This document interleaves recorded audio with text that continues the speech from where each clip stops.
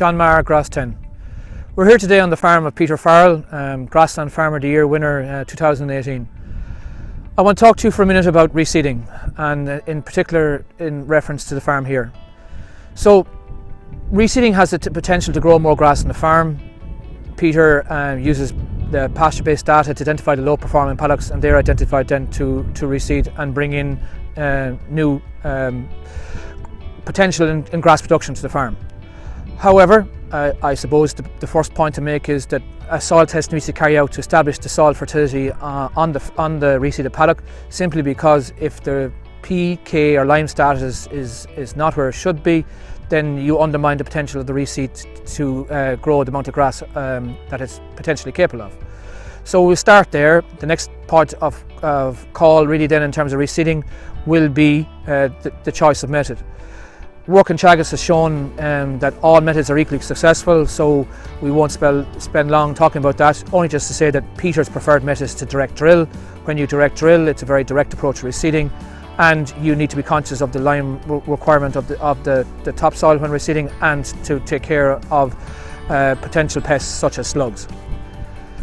Next protocol in terms of reseeding strategy will be choice of variety.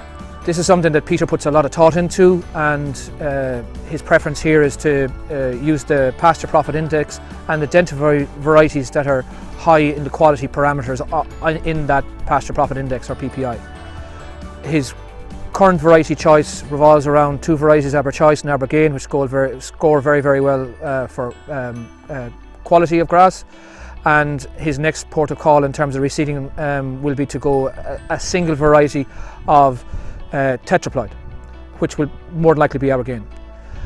The final part of reseeding, I suppose, really is to look at the post-sowing management. This involves taking care of applying some nitrogen fertiliser to encourage tillering, to graze at low cover to encourage tillering, and to get the weed control sorted out in terms of docks and chickweed in particular.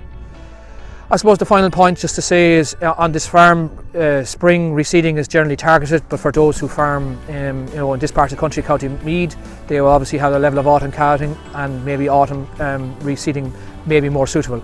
However, from a weed control point of view, to get the herbicide used effectively, it makes sense to reseed in the first half of August rather than in September.